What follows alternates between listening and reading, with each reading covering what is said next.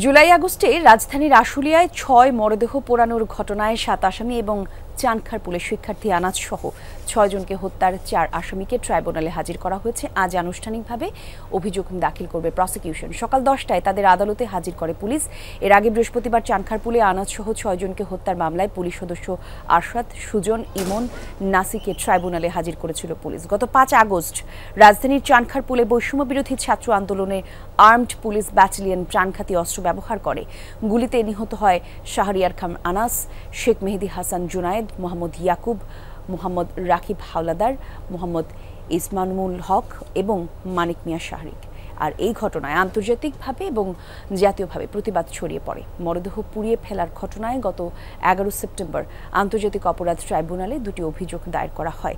২টি অভিযোগেরই অভিন্ন হওয়ায় একটি মামলা হয়। আর এই মামলায় গত ২৪ ডিসেম্বর স্থানীয় সাবেক এমপি সাইফুল ইসলাম সহ কয়েকজনের বিরুদ্ধে গ্রেফতারি পরোয়ানা জারি করা হয়েছে। হত্যা মামলাগুলোর বিষয়ে আরো বিস্তারিত তথ্য জানবো আমরা। ট্রাইব্যুনাল থেকে যোগ দিচ্ছেন সহকর্মী মাইনুল মারুফ। যাচ্ছি তার কাছে। মারুফ, একটু জানাবেন চানখারপুল হত্যা মামলায় অভিযোগ দাখিল কখন, আর আশুলিয়ার মামলার অগ্রগতি বাকি? আজ কিন্তু বলা যায় যে প্রথম যেই ফর্মাল চার্জ, সেই ফর্মাল চার্জ কিন্তু ট্রাইব্যুনালে দাখিল করা হবে।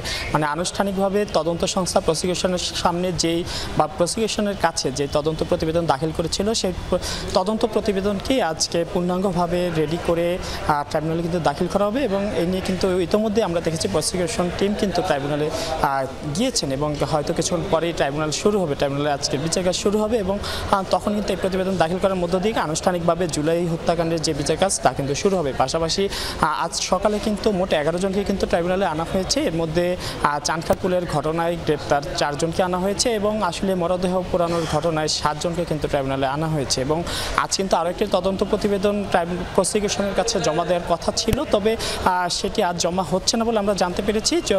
আবার পরবর্তীতে যখন আমাদের কাছে তথ্য আসবে তখন অবশ্যই আপনার মাধ্যমে জানিয়ে দেবো। এর পাশাপাশি আরেকটি বিষয় জানিয়ে রাখি যে আজকে যে তদন্ত প্রতিবেদনটি ট্রাইব্যুনালে জমা দেওয়া হবে, এই তদন্ত প্রতিবেদন কিন্তু গত ২১শে এপ্রিল যে প্রসিকিউশন টিম যে প্রসিকিউটরের কাছে কিন্তু জমা দেওয়া হয়েছিল এবং পরে কিন্তু এই গত প্রায় ১ মাসেরও বেশি সময় লাগলো সেই চার্জটিকে বা তদন্ত প্রতিবেদনটিকে ফর্মাল চার্জ রেডি করে তারপর আজ কিন্তু ট্রাইব্যুনালে নিয়ে যাওয়া হয়েছে। ইতিমধ্যে প্রসিকিউশন টিম গিয়েছে এবং ট্রাইব্যুনালে কিন্তু এই ফর্মাল চার্জ কিন্তু দাখিল করা হবে। ধন্যবাদ আপনাকে মাইনুল।